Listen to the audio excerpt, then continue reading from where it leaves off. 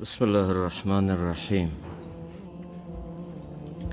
قصه دقوقی و کراماتش. مولانا در این مبحث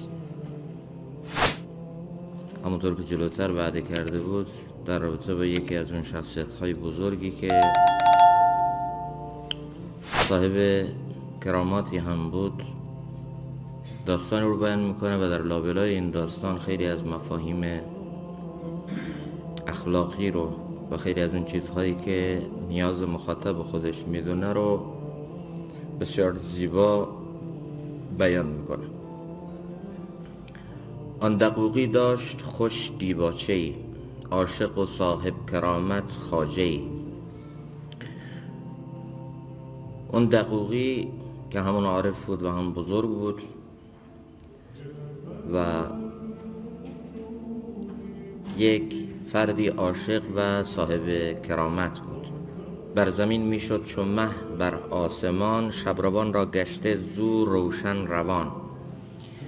روی زمین مثل ماه سیر و سیاحت و حرکتی داشت و برای اون کسانی که در ظلمت‌ها و تاریکی‌های درون بودن، ظلمت‌های مادی، ظلمت‌های شهوانی، برای اونها نورافشانی میکرد و دلهای اونها رو منور به اون نور درون خود میکرد. در مقامی مسکنی کم ساختی، کم دو روز اندر دهی انداختی. او کمتر در جای مقیم میشد و کمتر یه مسکن و یک خانه کاملا مستقل برای خودش در جای بنا میکرد و بیش از 2 روز در جای اقامت نمی‌کرد، دائما در حال سیر و سیاحت بود. گفت در یک خانه گر باشم 2 روز، عشق آن مسکن کند در من فروز.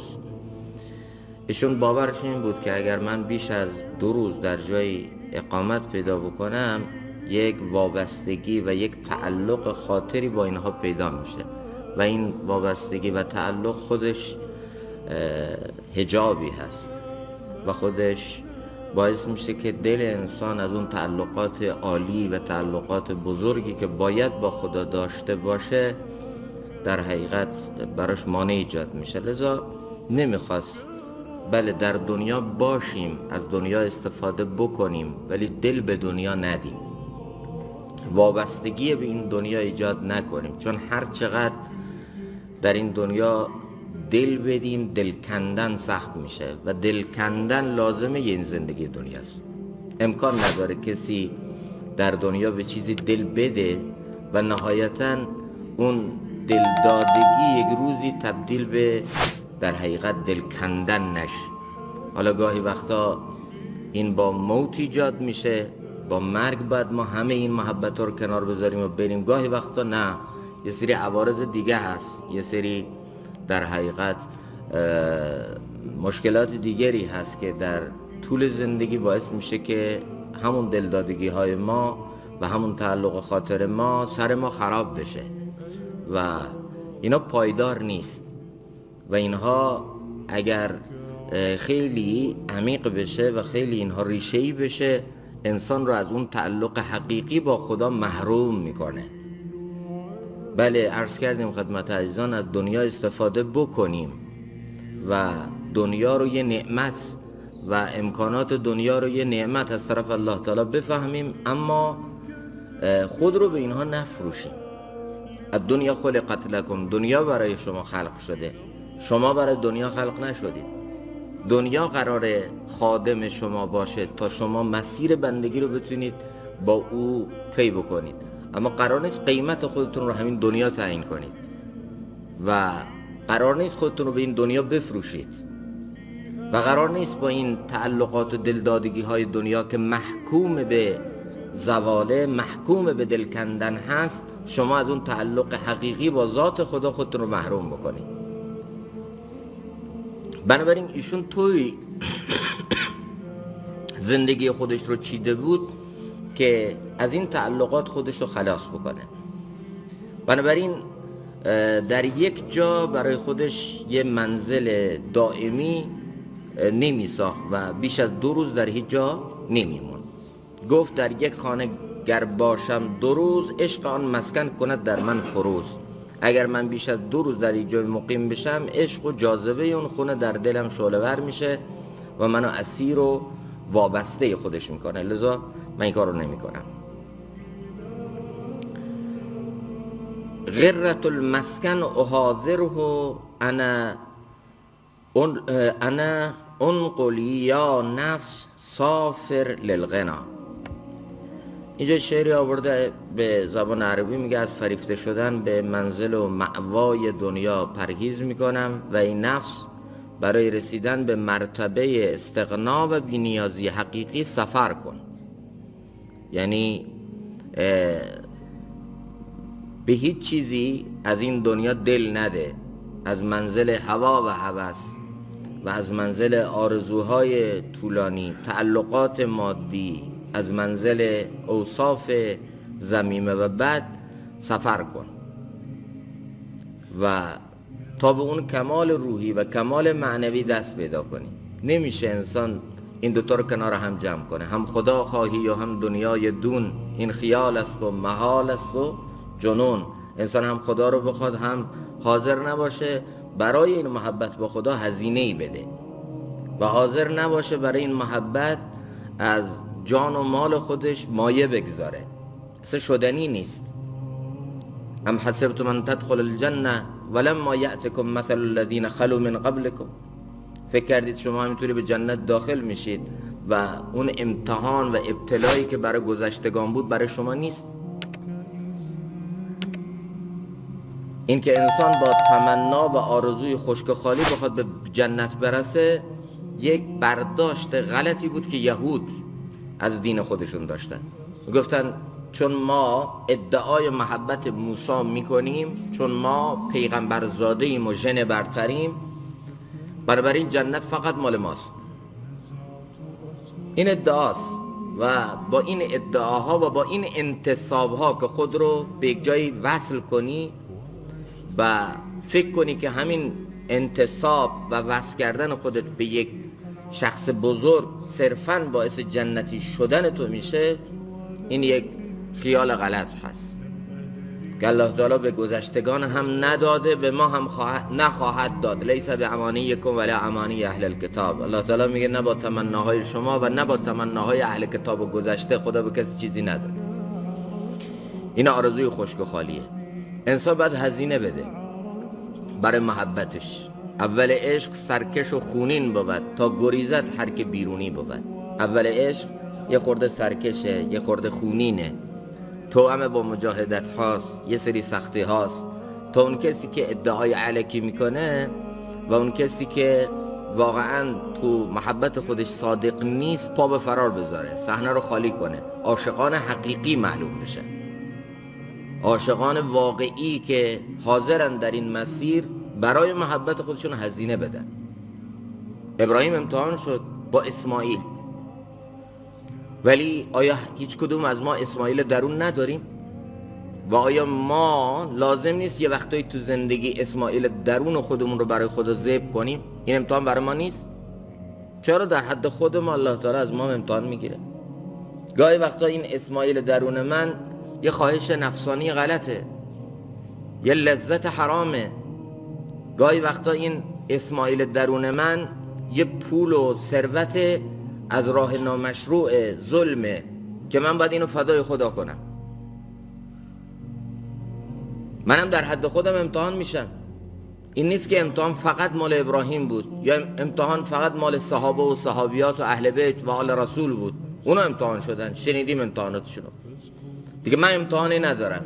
نه خیر، هر ادعایی امتحانی داره و بالاخره اگر میخوای، مولانا اینجا میگه، به اون مرتبه های عالی برسی، بایستی از این منزل هوا و هوس و باید از این آرزوهای دروغ و علکی و از این تعلقات مادی هجرت کنی تا به اون کمال روحانی معنوی برسی.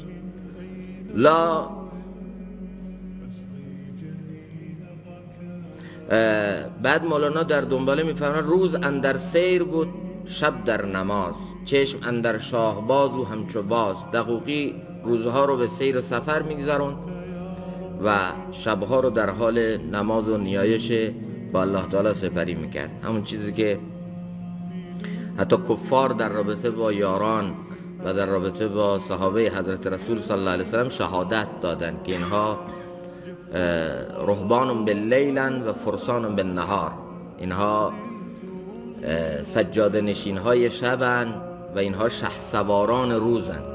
شبها طوری رو سجادهاشون میشینن که حس میکنی از اینها عابدتر و از اینها انسانهای زاهدتر وجود نداره. قطرات اشکشون رو نثار ربشون میکنن و با خداشون خلوت میکنن، اما روز باز همینها رو میبینی که بر پشت اسبها چه حماسه آفرینی هایی میکنن، چه رشادت هایی میکنن و چه تاریخ سازی هایی میکنن. روز اینه کارشون، شب اونه کارشون.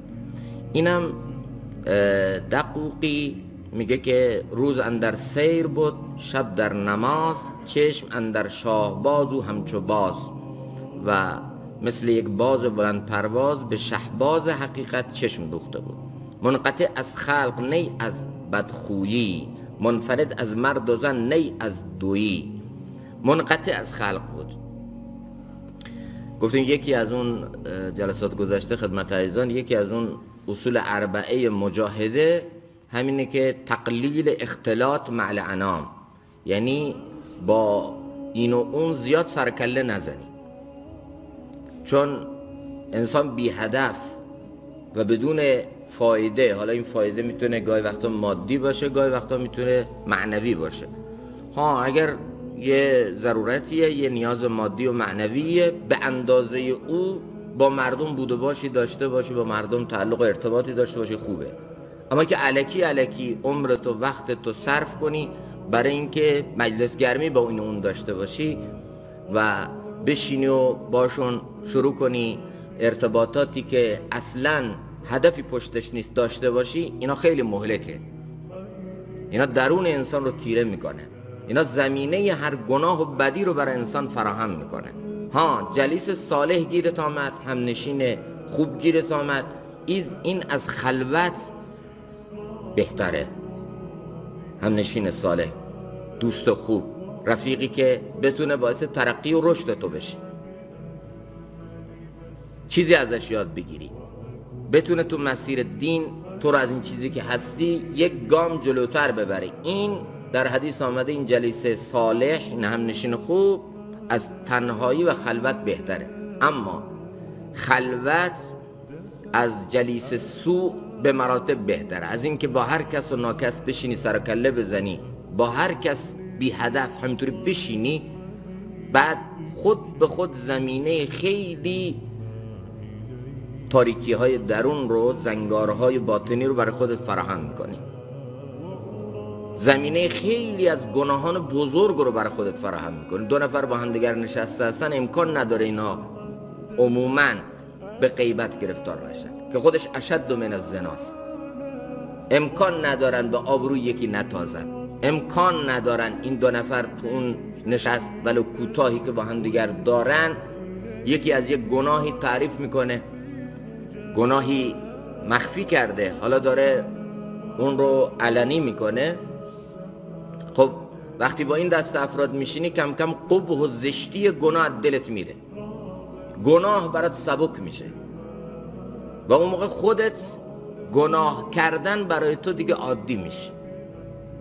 همین دوست بد زمینه این چیز رو برات فراهم کرد.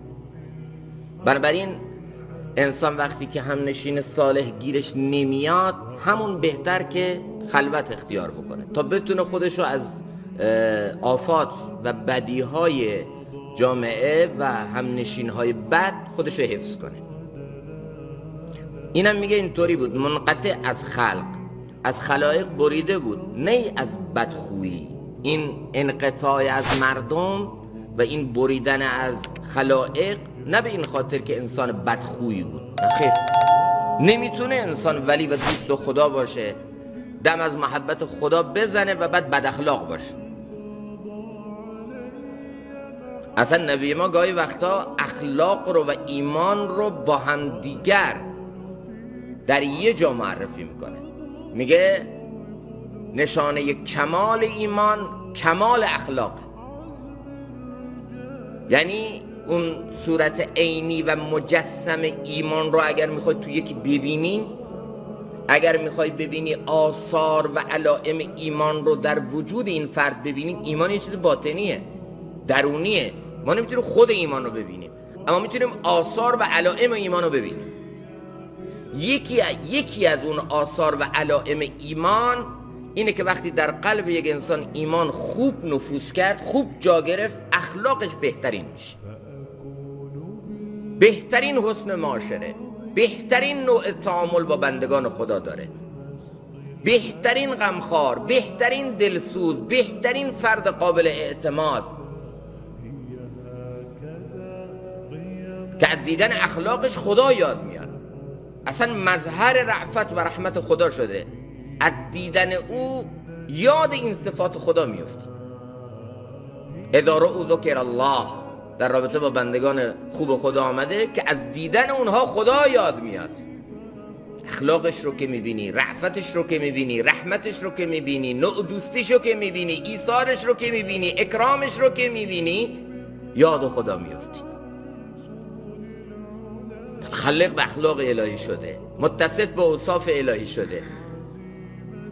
این آثار و علائم ایمان اینطوری ظاهر میشه. یا حتی نبی ما یک بار قسم یاد کردن، گفتن والله لا یؤمن، والله لا یؤمن، والله لا یؤمن. 3 بار قسم یاد کردن. مؤمن نیست، مؤمن نیست، مؤمن نیست. کی یا رسول الله؟ کسی که همسایه او در جوار او از ایذا و اذیت او در امان نباشه. این هر چی هم میخواد ادعای ایمان بکنه، هر چقدر میخواد حرف ایمان بزنه، ادعای ایمان بکنه، این ایمانش هنوز کامل نیست. این ایمانش این ایمان مطلوب نیست. حالا یکی از ایمان موجود، یکی از ایمان مطلوب، یعنی ایمانی که خدا و رسول اون میپسندن. این هنوز به اون حد ایمان مطلوب نرسیده. چون اگر به حد ایمان مطلوب میرسید، برخوردش با همسایش این نبود. مؤمن کسی که ایمان در دلش رخنه کرده، جا گرفته، اون آثار و علائم ایمان رو میتونی اینطور ببینی که بهترین برخورد با همسایش داره. اینی که میره آب و ول میکنه تو کوچه، اصلا پروایی نداره که همسایه من اذیت میشه یا نمیشه. اینی که میره ماشینشو پارک میکنه هر جا، اصلا براش مهم نیست که از این پارک کردن ماشین من در اینجا همسایه من اذیت میشه یا نمیشه.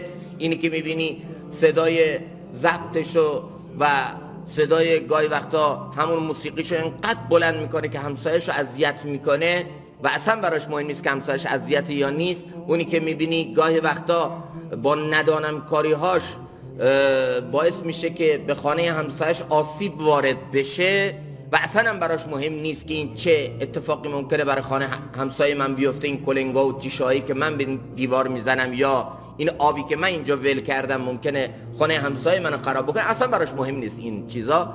این هنوز ایمانش کامل نشده، آثار و علائم ایمان توش دیده نشده.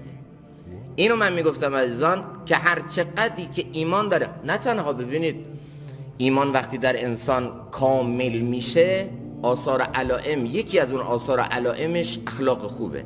نه اخلاق خوب تنها با مسلمان ها، هم کیشاش هم مذهباش، نه. اینی که عموما میگن اکرام مسلم، معنیش این نیست که فقط اکرام و حسن و سلوک تنها منحصر به هم کیشان و هم مذهبان ماست. نه، چون بیشتر تعامل ما، بیشتر برخورد ما با مسلمان هاست و ما میتونیم تمرین اخلاق خوب با اینا بکنیم. وگرنه یک کسی که ایمان در وجودش رخنه کرده نسبت به حتی غیر مسلمان ها، نسبت به افرادی که هم کیشش نیستن، هم مذهبش نیستن، حتی بهترین حسن و سلوک داره، بهترین نوع تعامل داره. همین مولانا موقعی که وفات کرد، حالا مذهبش چی بود، دینش چی بود، اینا یک مسئله بود که مال خودش بود، مسئله شخصی بود. اما روزی که ایشون وفات کرد، همون یهودی هم میگفت به خدا این موسی کلیم بود، مسیحی هم میگفت به خدا این صفات عیسی روح الله رو داشت. مسلمان هم با هر نوع گرایشی که داشت، هر نوع مذهبی که داشت، میگفت واقعا این یک نائب نبی به تمام معنا بود. زیر تابوتش همه گریه میکردن، حتی اون کسایی که آتئیست و ناخدا باور در زمان بودن، همه شرکت کرده بودن. یعنی طوری تعامل، طوری همزیستی، طوری رأفت، طوری رحمت از این دیده بودن. دین من مال خودمه، اعتقادات و باورهای من مال خودمه، ولی این اعتقاد، این باور، این ایمان باید از من یه انسان کامل بسازه. اگر این دین، امروز ما به جای اینکه تبلیغ در حقیقت دین خودمونو بکنیم، کیش و مذهب خودمونو بکنیم، با بلنگو این رو بخوایم به زور به دیگران تحمیل بکنیم، نمیخواد تبلیغ دین تو بکنی، به زور اینو تحمیل به دیگران بکنی. بیا بگو خودت از دینت چی داری، خودت از اون کسایی که ادعای محبتشونو میکنی چی داری. این دین از تو چی ساخته؟ دینی که از خودت یک انسان کامل نساخته، همین دین رو، همین مذهب رو میخوای به زور به دیگران تحمیل کنی؟ نمیشه که، اصلا این شدنی نیست.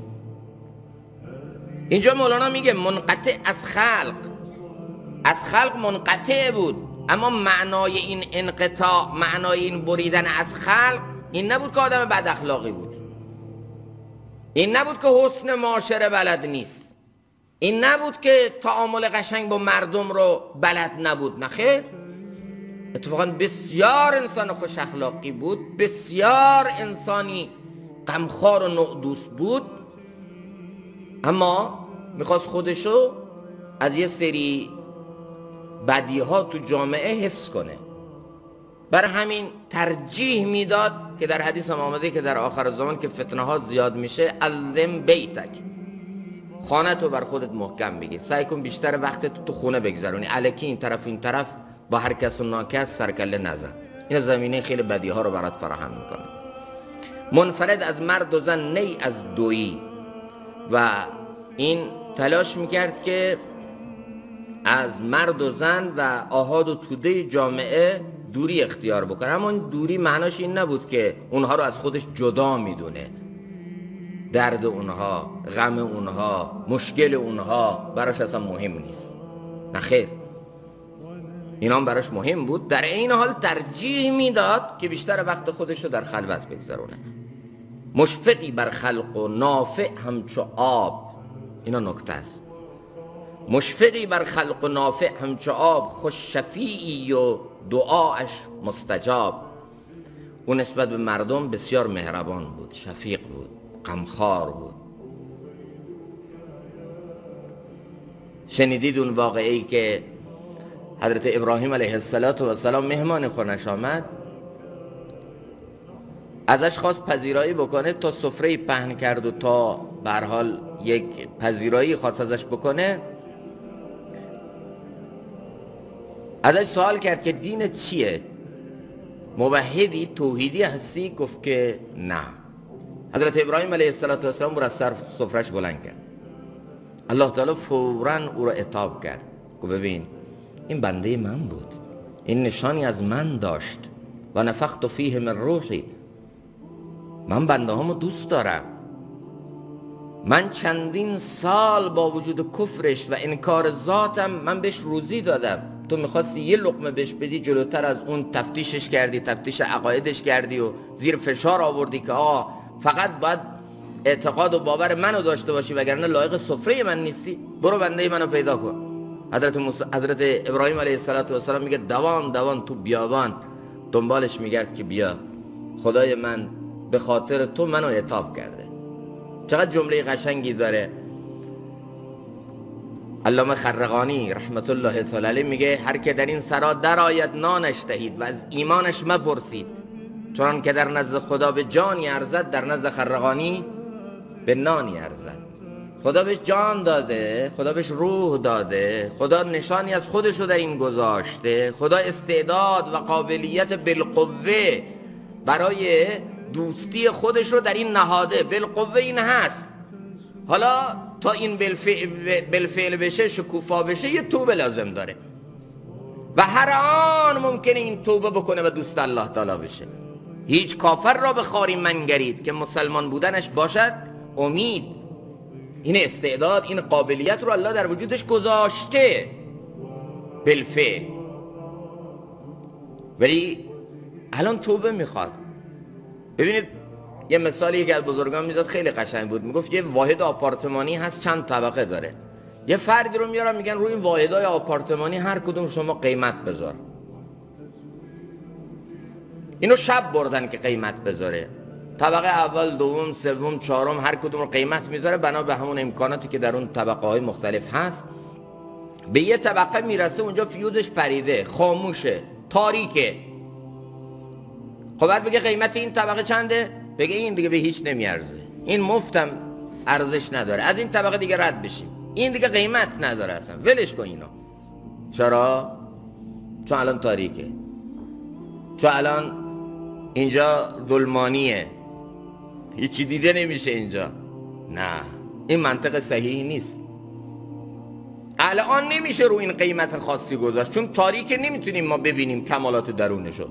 اما اگه یه زمانی فیوز روشن بشه و این برق و این روشنایی اینجا بیاد، ممکنه چیزایی در این واحد آپارتمانی باشه که تو کل این آپارتمان نیست. بنابراین ما نگاه به اون بکنیم که این میتونه امروز فاسقه، امروز فاجره، امروز کافره و امروز فیوز ایمان، فیوز تقوا توش پریده، تاریکه، اما یه توبه میخواد. نگاهی به تذکرة الاولیا بکنید. اکثر اون افرادی که امروز ما اونها رو به عنوان ولی، به عنوان دوست خدا، به عنوان بهترین بندگان خدا میشناسیم، چگونه اولی داشتن؟ همین شیخ الاسلام احمد جان ابتداش چی بوده؟ شنیدید واقعاشونو دیگه؟ میگساری و شرابخواری و هزار مسئله داشته، اما آخرش چی شد؟ آخرش به کجا رسید؟ و خیلی از اون افرادی که در همون عصر شاید یه روزی این احمد جامی رو با شراب دیدن و به چشم حقارت نگاهش کردن، طعنش زدن، تحقیرش کردن، شاید خود اونها نتونستن ایمان سلامت دنیا ببرن و شاید خودشون پایان قشنگی نداشتن. قرر شده بودن به 4 تا تسبیح و ذکر و چند تا نافله‌ای که در روز میخونن و احمد جام ابتداءً اینطوری قضاوت میکردن، ولی آخرش احمد جام چه از دنیا رفت، او چه از دنیا رفت. بنابراین ما حق نداریم بندگان خدا رو به چشم حقارت نگاه کنیم به اعتبار انجام کار. انما الاعمال بالخواتیم، هر عملی با خاتمش سنجیده میشه. بنابراین مشفقی بر خلق، نسبت به خلق خدا مشفق بود، مظهر رأفت و رحمت الله بر روی زمین بود، بندگان خدا رو دوست داشت. الخلق عیال الله، تمام خلق خدا به منزله افرادی تحت تکفل الهی هستند و الله با مخلوق خودش محبت داره و بهترین بندگان خدا در نزد خدا کسیه که نسبت به بندگان او بهترین باشه. در یه حدیث آمده الله تعالی فردای قیامت گله میکنه، شکوه میکنه، من مریض بودم به عیادتم نیامدی. یا الله، شما مریض بودید؟ مریضی که یه نقصه، شما ذات کاملی هستید، شما او مریضی؟ الله تعالی میگه فلان بنده من مریض بود، بر بستر بیماری بود، یه عیادت تو، یه ملاقات تو میتونست بهش روحیه بده، میتونست بهش کمک کنه، میتونست دل او رو به دست بیاره و تو مسیر درمان بهش کمک کنه. اگر به عیادت او میرفتی منو مییافتی. الله تعالی میگه شکوه میکنه، میگه من برهنه بودم منو نپوشاندی. خدایا شما برهنه؟ شما که اللباس و از این چیزها مستغنی هستید، این نقصه. کجا برهنگی برای شما تصور میشه؟ میگه فلان بنده من برهنه بود، اما تو از کنار برهنگی او، از کنار لختی او، از کنار نداری او بی‌تفاوت رد شدی. اگر دل اون بنده منو به دست می آوردی و اگر لباسی تن او می کردی منو می یافتی. این عزیزان آثار و علائم ایمان باید در من باشه و یعنی ادعای ایمان الکی که نمیتونم بکنم. بله ما با کفار و کسانی که فجور اعتقادی دارن موالات نداریم. یعنی چی؟ یعنی پیوند شدید قلبی نداریم. قبلا اینو گفتیم. چرا؟ چون این خلاف غیرت دینیه که یک نفر با انحراف عقیدتی، با فجور اعتقادی، او دشمن خدا باشه، برای خدا شریک قائل باشه و برای خدا ند و مثل قائل باشه و بعد من با این باورهای غلطی که او دشمن خداست من بیام با او دوستی اختیار بکنم. این خلاف غیرت دینیه، این ناجائزه. اما اگر موالات و پیوند شدید قلبی با او ندارم اما مواسات دارم. مواسات این چی؟ این خیر خواهی، یعنی نوع دوستی.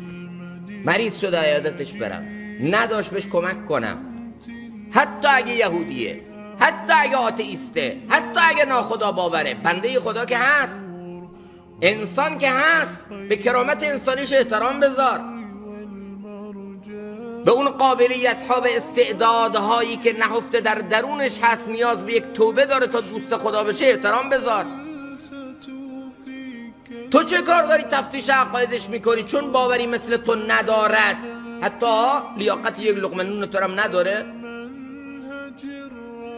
فقیر رو بهش کمک کن، مریضه عیادتش برو، دلشو به دست بیار. اما عرض کردم ما با کسانی که فجور اعتقادی دارند نمیتونیم موالات داشته باشیم، یعنی پیوند شدید. چرا؟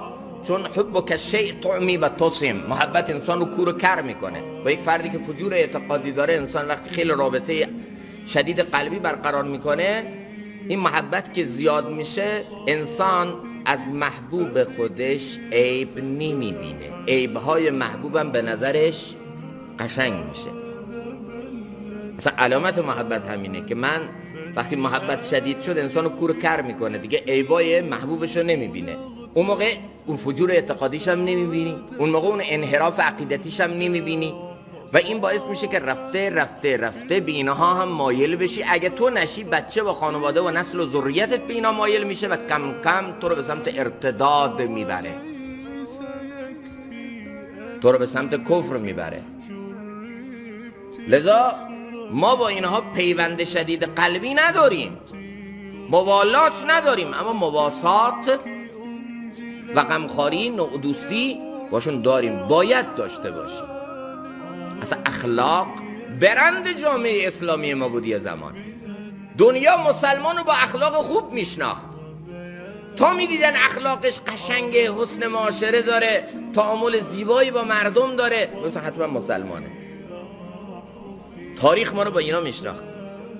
تو اون واقعه صلح حدیبیه در همون فاصله زمانی خیلی کوتاه، 2 سال یا 3 سال یا کمتر و بیشتر، تو همون فاصله صلح حدیبیه که شمشیرها به نیام رفت و یه مدتی زمینه صلح و ارتباط با کفار فراهم شد. قبل از اون همه تو حالت جنگ بودن، همه تو حالت در حقیقت نبرد با همدیگر بودن، همدیگر رو دشمن میفهمیدن، نه با همدیگر معاملاتی داشتن، نه با همدیگر معاشرات و رفت آمدی داشتن، همش جنگ بود قبل از اون. صلح حدیبیه زمینه فراهم کرد تا مسلمان ها که تازه این دین جدید رو اختیار کرده بودن، با همون اقوام، با همون خیشان، با همون اهل شهر و اهل منطقه خودشون که قبلا در حالت جنگ بودن، حالا ارتباط برقرار کنن، حالا رفت آمد شروع کنن، حالا معاملات شروع کنن، حالا نشست و برخاست داشته باشن. سیرت نگاران، تاریخ نگاران می نویسن که در همین فاصله زمانی 2 سال 3 سال کمتر و بیشتر صلح حدیبیه بیشترین افراد وارد دین اسلام شدن. چرا؟ چون اخلاق مسلمان ها رو دیدن، حسن معاشرت مسلمان ها رو دیدن، اکرام مسلمان ها رو دیدن، ایثار مسلمان ها رو دیدن، اخلاق زیبای مسلمان ها رو دیدن، معاملات سالم مسلمان ها رو دیدن، همسایه‌داری قشنگ مسلمان ها رو دیدن. اینا رو که دیدن خیلی متاثر شدن. بابا اینا رو که ما تا دیروز میشناختیم که اینا قبل از اسلام، قبل از ایمان، اینا رو ما دیده بودیم تو بازار گرگ بودن، به هیچ کی رحم نمی‌کردن، که تو معاملات دزدی، کرک، فریب، خیانت، فقط براشون پول مهم بود. اما حالا همینی که تا دیروز قبل از اسلام این بود و ما اینو ازش تجربه کرده بودیم، حالا ایمان به آخرت، حالا باور به خدا، حالا توحید باعث شده که همین فرد تو معاملات دروغ نمیگه. اگر عیبی تو کالاش هست خودش میگه، وعده خلافی نمیکنه، خیانت نمیکنه. چقدر ایمان اینو عوض کرد، چقدر اسلام اینو عوض کرد، پس این دین به حقه. آقا اینو ما تا دیروز دیده بودیم، قبل اسلام اینو ما دیروز دیده بودیم. قبلا چه اخلاق بدی داشت، همسایه ازش متعزی بودن، اطرافیانش همه از اخلاق بدش به امان آمده بودن.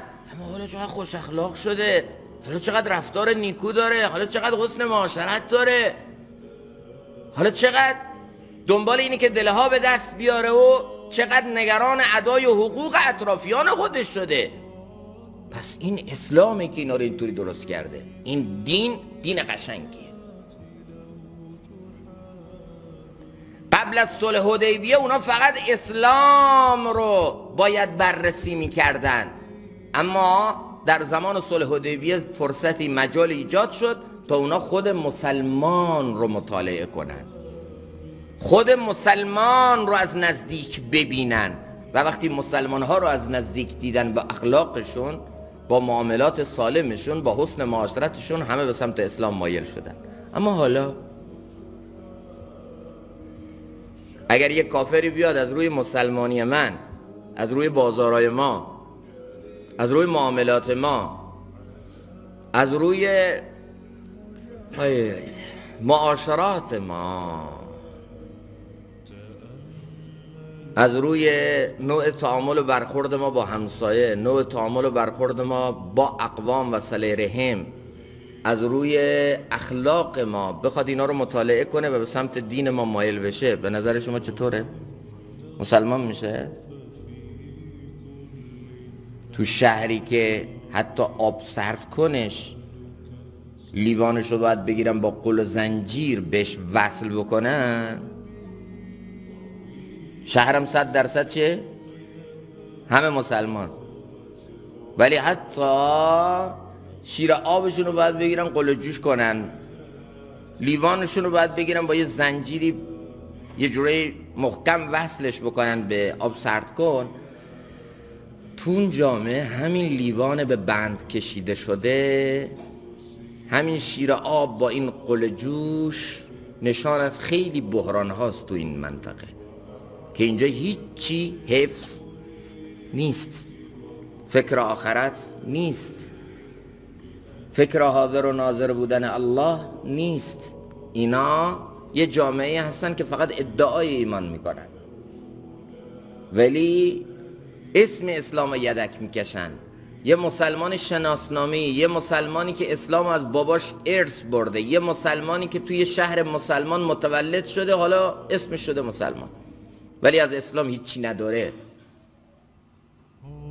اگه اون بخواد بیاد تو مراسم عروسی ما اسلامو ببینه، اگر بیاد اون بخواد تو مراسم تعزیه و ماتم ما بیاد اسلامو ببینه، چی میبینه؟ اسلامو میبینه. به گفته سید جمال الدین اسدآبادی میگه ما امروز اگر بخوایم کفار رو به طرف اسلام دعوت بدیم، اول باید به کفار ثابت کنیم که ما مسلمان نیستیم، بعد اونا رو به طرف اسلام دعوت بدیم. بگیم آقا نگاه کن، یه چیزمو اول بهت بگم، من میخوام تو رو به طرف اسلام دعوت بدم. اسلام میگه دروغ نه، کلک نه، فریب نه، خیانت نه، وعده خلافی نه. اسلام میگه کینه نه، عداوت نه، بغض نه، نفرت نه. این معاشره قشنگ. اسلام میگه سود نه، ربا نه، کلک نه، فریب نه، خیانت نه، وعده خلافی نه. این یعنی معاملات اسلام. اما یه چیز بهت بگم، به ما مسلمانان کار نداشته باش. اینکه ما الان تو معاشرتمون چی هستیم، اینکه ما تو معاملاتمون الان چی هستیم، این به این کار نداشته باش. اسلام اینا رو میگه. و میگه برو کتابای ما رو بخون، تو کتابای ما از این نکات اخلاقی خیلی نوشته است، ولی کو الگوی عملی؟ اسلامی که نتونسته خود شما رو مسلمان واقعی بکنه، از من توقع داریم من بیام مسلمان بشم؟ برای سید جمال الدین اسدآبادی میگه اگه میخوایم امروز کفار رو به طرف اسلام دعوت بدیم، اول با چیکار کنیم؟ به کفار ثابت کنیم که ما مسلمان نیستیم. بعد این اسلام، حالا اسلام رو قبول کن. به هر حال اینو من داشتم میگفتم، مشفقی بر خلق و نافع همچو آب. داشت نشانه های ولی رو میگفت. بله این یه خورده از جامعه خودش خلوت گزینی و تبتل رو اختیار کرده بود. به حضرت فاطمه الزهرا هم میگن بتول. این از همون تبتل گرفته شده، یعنی کسی که خلوت با خدا رو دوست داره. برای همین یکی از القاب فاطمه الزهرا چه بود؟ بتول. مشفقی بر خلق، از یک طرف با خلق خدا مشفق، با خلق خدا مهربان، با خلق خدا بسیار با گشاده‌رویی و رفتار قشنگ، و نافع همچو آب، و نافع بود مثل آب. ببینید هر کسی که بر علیه آب تبلیغات کنه، هر کسی که بر علیه آب شبهه افکنی کنه، بر علیه آب شروع کنه به بدگویی کردن، سایت ایجاد کنه، انواع و اقسام رسانه ها ایجاد کنه، آنتن ها ایجاد کنه، مقالات، انواع اقسام نیش قلم ها شروع کنه به نوشتن بر علیه آب، آیا آب بدنام میشه؟ سوال میشه؟ نه. چرا؟ چون آب ثابت کرده که برای بشریت نافع. اون کسی که ثابت کنه برای بشریت نافع هست، اون دین، اون مذهب که ثابت کنه ما برای بشریت نافعیم، ما خیرخواه بشریتیم، ما جز نفع و خوبی و خیر برای بشریت چیزی نمیخوایم، اون دین باقیه، اون مذهب باقیه. ولی اینکه تمام دنیا با بوق و کرنا بر علیشون حرف بزنن، اگر بتونن نافع بودن خودشون رو اثبات کنن. یه زمانی ما مسلمان ها چند قرن بخش اعظمی از دنیا زیر پرچم ما بود. حالا امپراتوری عثمانی رو میگیم، دور عباسیان رو میگیم، دور امویان رو میگیم، دور سلجوقیان رو میگیم، بالاخره امپراتوری های بزرگی داشتن، علیرغم ضعف های کلانی هم که خب توشون بوده. ولی در این حال زیر یک پرچم اسلام یهودی، مسیحی، مجوسی، غیر مسلمان چند قرن زندگی میکردن. همون اسلامی که به صورت محدود تو پادشاه ها بود، همون باعث میشد که حتی سایر مذاهب، سایر ادیان هم زیر پرچم اسلام بتونن راحت به عبادت خودشون بپردازن. این داغ بر پیشانی مسلمان ها نبود که صومعه ای رو خراب کرده باشن، آتشکده ای رو خراب کرده باشن، یک غیر مسلمان، یک مسیحی، یک یهودی رو تفتیش عقاید کنن، به زور وادار کنن که مسلمان بشه. این اصلا نمیتونه. اونایی که منصفن تو تاریخ یک نمونه هم نمیتونن بیارن، چون اسلام ثابت کرده بود که ما بر همه نافع هستیم، برای همه خیرخواه هستیم. موقعی که ملک شام بیت المقدس فتح شد، یکی از علمای مسیحی آمد به حضرت عمر خلیفه دوم گفت که بیا در همین کلیسای ما 2 رکعت نماز بخون. اون خصائص، اون ویژگی هایی که اونها تو کتاباشون در رابطه با اون انسان کامل داشتن، اینا رو تو خلیفه دوم دیدن و اون رو بدون جنگ و خونریزی تسلیم مسلمان ها کردن. بعد اون گفت من دوست دارم 2 رکعت تو کلیسای ما بیای نماز بخونی. حضرت عمر گفت من این کارو نمیکنم. مثلا چرا؟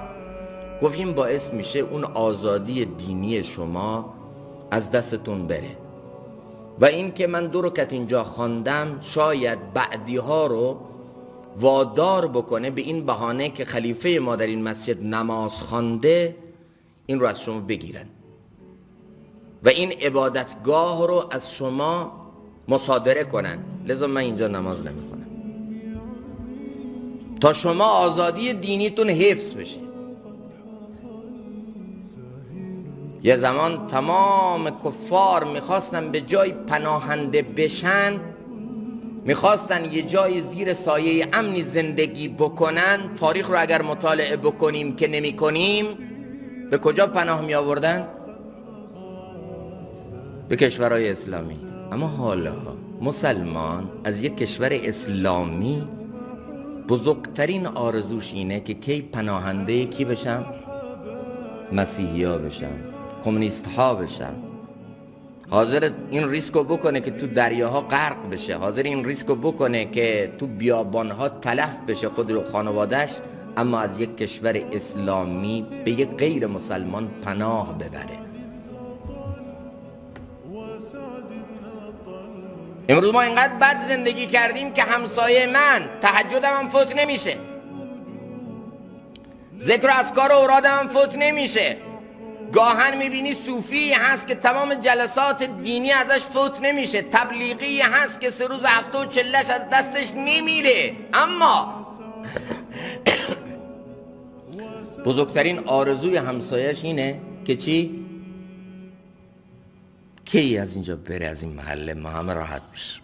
از بس اخلاق بدی داره، از بس همسایه ازش متعزی هستن. منی که امروز دینداری من در حدی بده به لحاظ معاشرتی که همسایم آرزوش اینه که من از این محله برم، به هر کجا پناه ببره، کنار من نباشه.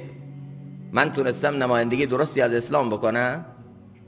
من تونستم چهره واقعی دین رو به دنیا نشون بدم؟ من تونستم مظهر رأفت و رحمت خدا بر روی زمین باشم؟ من میتونم ادعای محبت خدا کنم منی که با خلق خدا اینطور رفتار دارم؟ دروغ.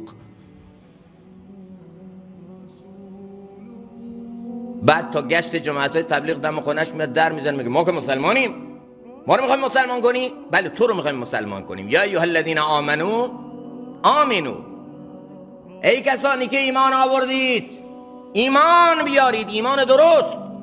ادخلوا فی السلم کافه، به تمام معنا در دین داخل بشید، نه اینکه یه بخش دین رو گزینشی بگیرید، یه جاهایی که در دین براتون سبک اونها رو زیاد انجام بدید، 10 جای دیگه دین رو ول کردید. درست تو دین داخل بشید. بله این گشت اتفاقا آمده تا توی مسلمان رو مسلمان چی کنه؟ واقعی کنه. که امروز بزرگترین سد در راه اسلام همین مسلمانی ماست. حضرت حکیم الامه مولانا اشرف علی طحانوی رحمت الله تعالی علیه قسم یاد میکنه، میگه والله قسم اگر ما بتونیم اسلام رو درست در خودمون پیاده کنیم، تو معاملاتمون، تو معاشراتمون، تو اخلاقمون، تو عباداتمون، تو اعتقاداتمون، اگر اسلام رو به تمام معنا پیاده بکنیم، تمام فطرت‌های سالم در دنیا به طرف اسلام کشیده میشه. از تو کاخها، از تو کاهواره‌ها، از تو مراکز فساد، اونایی که به ظاهر به گناه گرفتارن اما فطرت سالمی دارند، هنوز فطرت خداجویشون مسخ نشده، تمام اونها فوج دسته به طرف اسلام مایل میشن. همین الان جماعت هایی که در اروپا و غرب تشکیل میشه، اون گشت ها رو خب باید برن گشت کنن تو محله. کجا باید گشت کنن؟ الان آمدن تو یک پارکی، یه جایی برای تعلیم و یه جایی برای اقامت موقتشون در نظر گرفته. این محله اصلا مسجد نداره، مسلمان نداره، ولی گشت میره. این گشت ها رو اصطلاحاً بهشون میگن گشت صامتین. چی؟ گشت صامتین یعنی گشت خاموشان، هیچ کار نمی کنن. تو این مسیری که میرن فقط اتباع سنت های حضرت رسول رو در خودشون زنده میکنند، با شکل و حلیه سنت، با اعمال جلوتر 2 رکعت نماز خونده، دعا کرده، نورانیت اعمال رو در خودش زنده کرده، اخلاق اسلامی رو در خودش پیاده کرده، با نیت صحیح تو خیابونا فقط گشت میکنن، 3-4 نفرشون فقط راه میرن. و جالب اینه که میگه وقتی این گشتشون تمام میشه، اینا میان تو پارک تعلیم خودشون رو شروع کنن، به همراه اینها یک جماعت انبوهی بدون که کسی بهشون چیزی گفته باشه باشون میان میشینن. اینا رو کی آورد؟ اینا رو چه دعوتی آورد؟ اینا رو چه فکری آورد؟ اینا فقط اسلام رو دیدند، فطرت‌های سالم کشیده شد به سمت اینا. من این واقعه رو هیچ موقع فراموش نمی کنم که یه فردی که آتئیست و ناخدا باور بود، یه عقاید بسیار خطرناکی داشت، ادعا کرده بود که اگر یه مسلمانی پیدا بشه که بتونه این شبهات منو جواب بده، من مسلمان میشم. اون زمان من خودم هم کراچی بودم، خدمت حضرت استاد مولانا حکیم محمد اختر رحمت الله تعالی علیه اینو آوردن. حضرت اتفاقا اون ایام سخت مریض بود، رو تخت خودشون دراز کشیده بودن. اینو آورد یه نفری از علما و گفت که ایشون گفته که من باید با یه نفری بشینم، شبهات دارم، شبهاتم برطرف بشه من ایمان میارم، ولی باید شبهاتم برطرف بشه.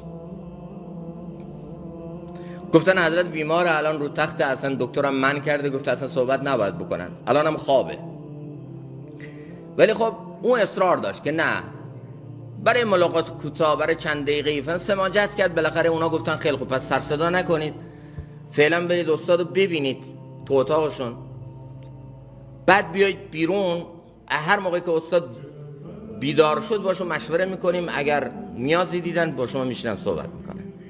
این رفت داخل اتاق، چند دقیقه تو اتاق بود، هی میگفتن بیا بیرون، همین آتئیست، همین ناخدا باور، همینی که کلی شبهات داشت. با استاد نگاه میکرد گریه میکرد، نگاه میکرد گریه میکرد، نگاه میکرد گریه میکرد. هرچی بهش میگفتن بیا، او همونطوری ایستاده خاموش، بی سر صدا اشکاش میآمد. بعد از چند دقیقه‌ای که داخل اتاق بود آمد بیرون، یه بغضی گویا در عمق وجودش ترکیده بود و اشکا پشت سر همدیگر می آمد. بعد بهش گفتن چی شد؟ گفتن من اسلام رو دیدم. اونی که میخواستم بشنوم دیده، دیگه هیچ شبهه‌ای در ذهن من نیست، من همینو میخواستم، فطرتم میگه همینه، نمیتونه این چهره دروغگو باشه. اسلام اگر همینه که تو وجود این بود، من همونو میخوام. برای همین حضرت حکیم الامه طحاوی رحمت الله تعالی قسم یاد میکنه، میگه اگر ما امروز بتونیم نمایندگی درستی از اسلام بکنیم، چهره واقعی اسلام رو به دنیا نشون بدیم، بتونیم اسلام رو در همه ابعاد و شؤون زندگی خودمون به صورت درست پیاده بکنیم، ایشون قسم یاد میکنه که والله دسته دسته، فوج فوج، گروه گروه وارد اسلام میشن، بدون اینکه حتی ما نیاز داشته باشه با بوق و کرنه ها اسلام رو به دیگران معرفی بکنیم. به هر حال این صفات رو بیان میکنه، مشفقی بر خلق و نافع همچو آب، هم مشفق هم نافع، نافع برای خلق.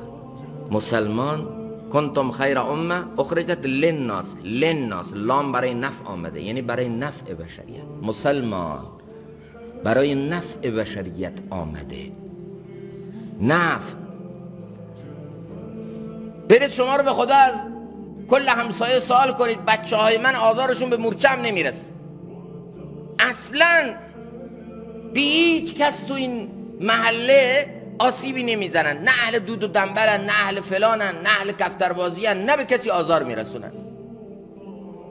امروز بزرگترین افتخار ما اینه که ما چی هستیم؟ ضرر نداریم. یعنی وقتی میخوایم رو خودمون ارزش گذاری کنیم، وقتی میخوایم بگیم من آدم خوبی هستم، میگیم چی؟ به خدا هیچ ضرری ندارم. این شده کمال الان، این شده ارزش الان، که چی؟ من ضرر ندارم، من کوکوام.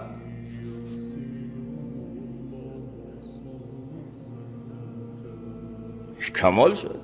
چقدر نفع داری برای همسادات، چقدر خیرت به همسایه ها، به اطرافیانت، به خویشاوندانت، به اطرافیانت چه نفعی داشتی، چه خوبی داشتی. بودنت تو این محله، تو این منطقه، بودنت توی قوم، توی خیش چه نفعی برای دیگران داشته. چقدر تونستی نافع باشی برای دیگران، به دردشون خوردی، به مریضیشون، به پریشانیشون، به مشکلاتشون چقدر رسیدگی کردی. چقدر تونستی اینها رو از فسق و فجور و بدی نجات بدی، به سمت خوبی ها اینا رو بیاری. چند نفر از اینا به دست تو توبه کردن؟ چقدر از اینها برای تو به نفع رسیدن؟ حتی ممکنه اسم همسایه چپ و راستش رو نفهمه.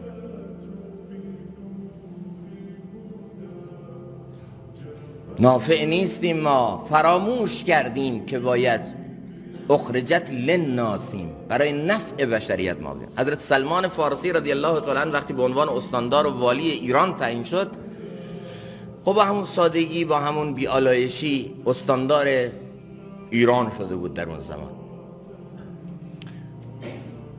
داشت گشت میزد تو شهر، رصد میکرد اوضاع احوال مردم رو، بازار رو، ادارات اون زمان رو که در حدی شکل گرفته بود چطوریه. یه بازرگانی تازه وارد شده بود تو مدائن و هنوز نمیفهمید که اینجا استاندار کیه و استانداری کجاست و والی کیه و اینا. حضرت سلمان رو دید که یه فردی با لباسای ساده و خیلی محقرانه تنش از اونجا داره رد میشه. بس صداش کرد آی بیا اینجا. آمد. گفت کارگری؟ گفت بله. گفت این بار منو میبری؟ گفت بله. گفت اینقدر بهت موز میدم. گفت قبوله. حضرت سلمان بارا رو برداشت رو کتف خودش کرد.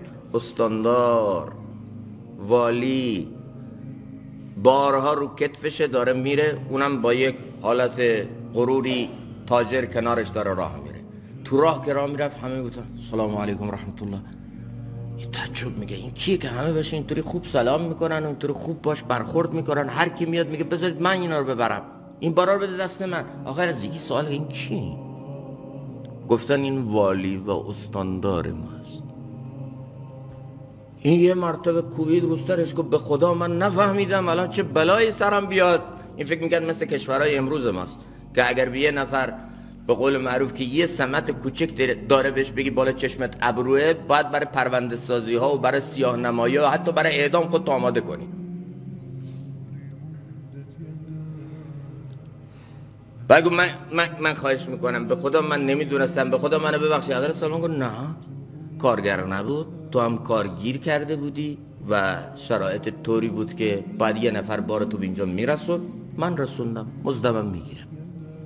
بردون رسون، مزدشو گرفت رفت. بعد اون بازرگان گفت اوه این آبادی هیچ وقت ویران نمیشه وقتی استاندارش اینه.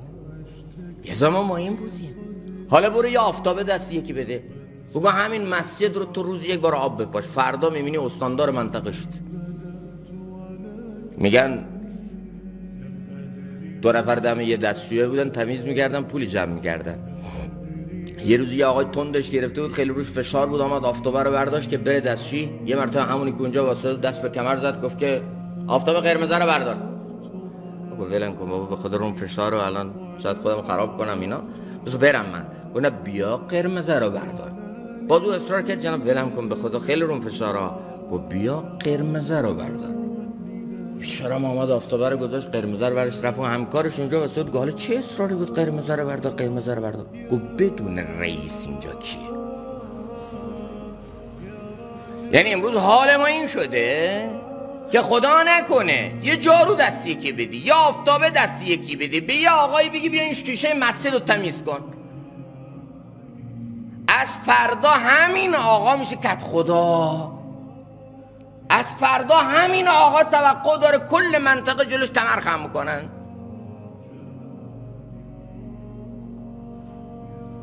بعدم میگه ما همه چی هستیم، همه ما ولی و دوست خدا هستیم، همه ما مسلمان واقعی هستیم. میخوای اسلام رو ببینی بیا تو ما بگرد، چیه ما به اسلام میخوره؟ به هر حال مشفقی بر خلق و نافع همچو آب، خوش شفیعی و دعاش مستجاب. و او شفاعت کننده خوبی بود، سفارش هم گاهی وقتا میکرد برای بعضی از افراد نیاز بود، یه جاهایی سفارش میکرد براشون و از اون طرف مستجاب بود، دعوه هم بود. یعنی اگر دست به دعا برمی‌داشت دعاش قبول میشد. نیک و بد را مهربان و مستقر نیک و بد را، برای همه افراد جامعه مایه رحمت بود. همونطور که باران رحمت خدا هم به مسجد میباره هم به میکده میباره، همونطور که خورشید خدا هم به گل میتابه و هم از اون طرف بر زمین ناپاک میتابه و پاکش میکنه و رحمت عامی داره، دوستان الله هم رحمت عامی دارن، نسبت به همه مشفق هستن. حضرت سلطان ابراهیم بن ادهم یک زمان یک شرابی رو که مست و مدهوش یه گوشه افتاده بود، بالا آورده بود، تمام وجودش رو خراب کرده بود، کنار یه خیابون دید، هر کی رد میشد بینشو میگرفت، یه حرفی بهش میزد رد میشد. این آمد رفت از اونجا آبی تهیه کرد، آورد تمیزش کرد، اونو نشوند، آبی به صورتش زد. به حال که آمد رو سر خودش سلطان ابراهیم بن ادهم رحمت الله تعالی علیه را دید. توقع دیدن هر کس رو داشت جز توقع دیدن این دوست خدا که برای محبت خدا یک حکومت و یک پادشاهی رو فدا کرده. کی منو تمیز کرد؟ کی منو مرتب کرد؟ سلطان گفت من کردم. گفت چرا کردی؟ گفت چرا نکنم، تو بنده اللهی. ولی این دهانی که برای تلاوت کلام الله و برای ربنا گفتن الله به تو داده، حیف نیست که برای شرابخواری ازش استفاده میکنی. و رفت. این گریه‌ای بر او افتاد، گریه کرد، گریه کرد، گریه کرد به حال زار خودش از طرفی و از طرفی بر این دوست خدا که مظهر رأفت و رحمت الله بود. چطور دل این رو الله مهربان کرده و چطور امروزی که پدر و مادر دستمو نمیگیرن این آمده تمیزم کرده. خوب گریه کرد. شب خوابید. سلطان ابراهیم بن ادهم شب خوابید.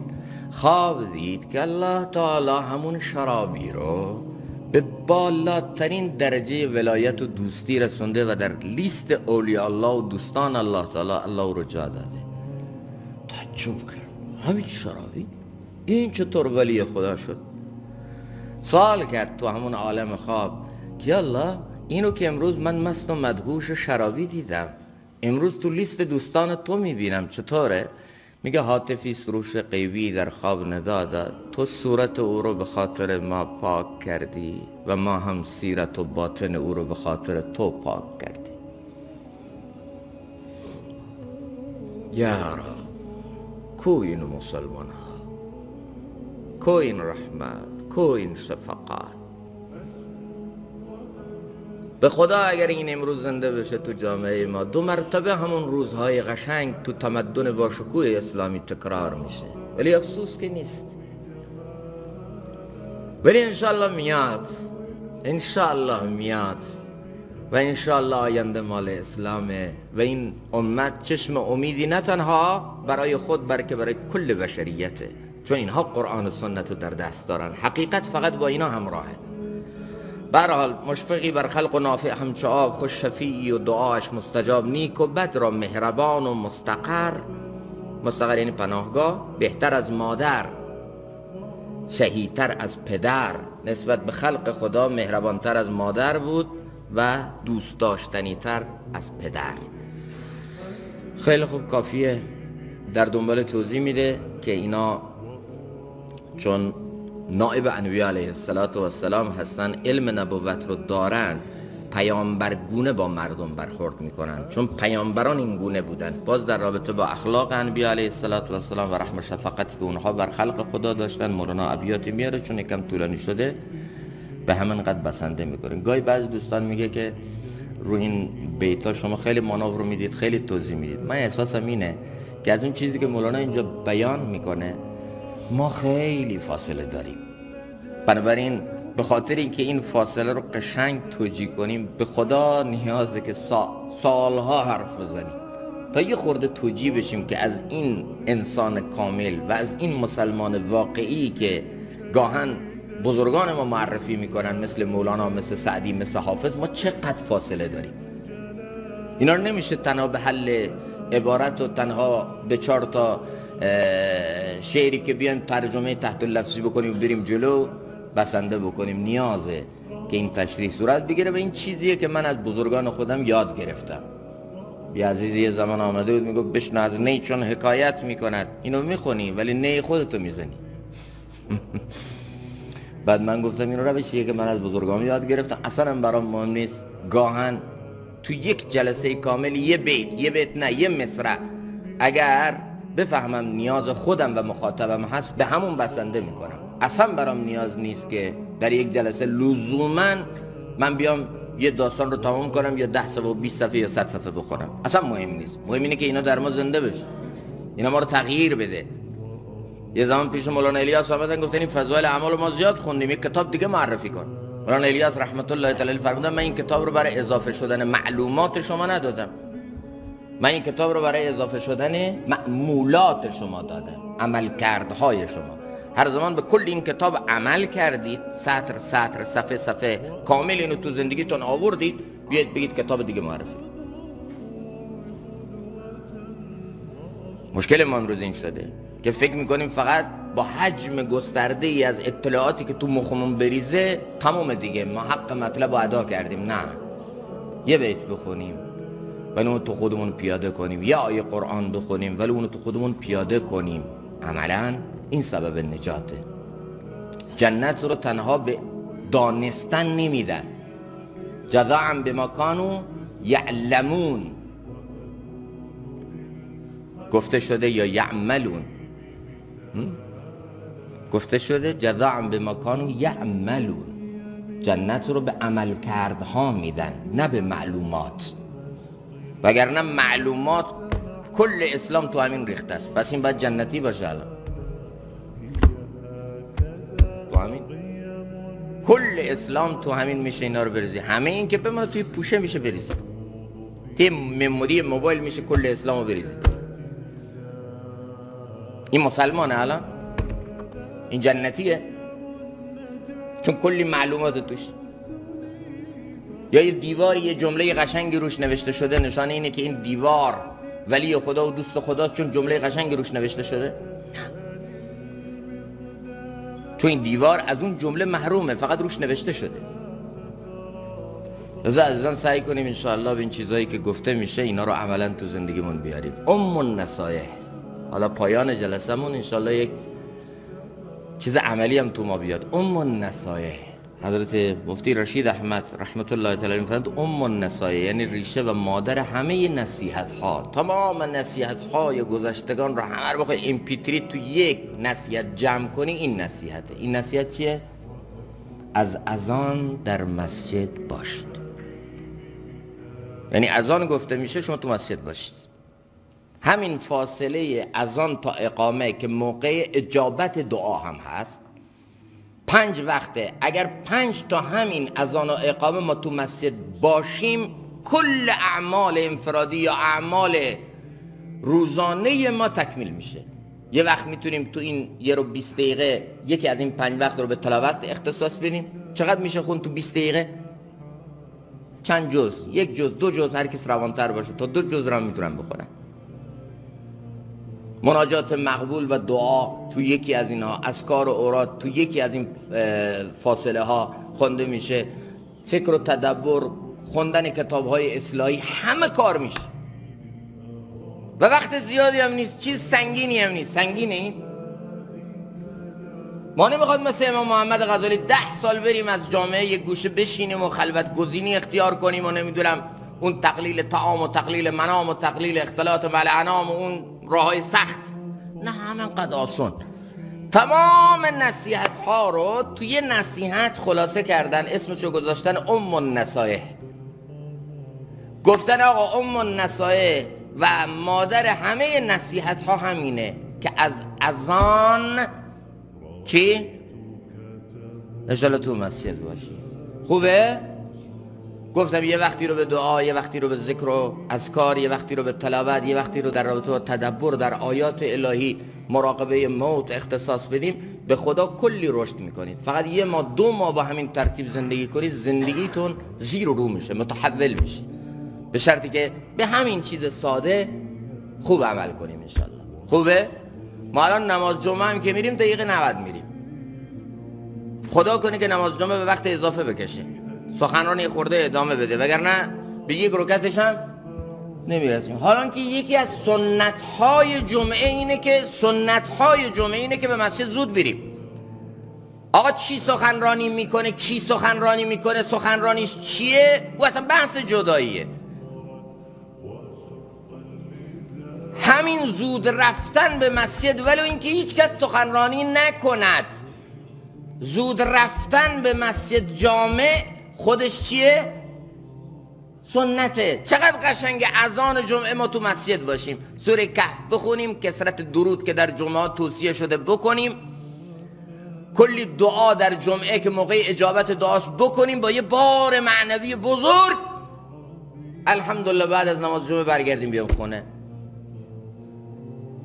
ولی ما همین جمعه هم که یه روز عبادی هست و یه روزی هست که روح هفته است، همین رو هم به بطالت و علکی میگذرونیم و اون دقیقه 90 آخرین نفرات این که مسجد میام هل هلکی 2 رکعت نماز خونده، خودش هم نفهمیده چه خونده، بعد میاد ماشینش رو سوارش برو. این شده وضعیت دینداری ما. برای همینه که درجا میزنیم. لذا تلاش کنید ان شاءالله در طول هفته خصوصا روزهای جمعه از اذان در مسجد باشیم. الله توفیق عمل بده ان شاءالله. درودی بخونید. خواهران هم چون مستمع هستن میتونن تو خونه هاشون برای نمازهاشون وقت تعیین کنن، یه گوشه خانه رو به عنوان مسجد برای خودشون تعیین کنن و ثواب مسجد بهشون میرسه. اگر یه گوشه خانه رو به عنوان مسجد برای خودشون تعیین کنن، همونجا نمازشون رو بخونن و خواهران هم تلاش کنن از اذان طوری برنامه ریزی کنن که از اذان تو همون مسجدی که تو خونه تعیین کردن بشینن و وقتای خودشون رو با این طریق در حقیقت با برکت تر بکنن. خواهران میتونن راهکارشون اینه.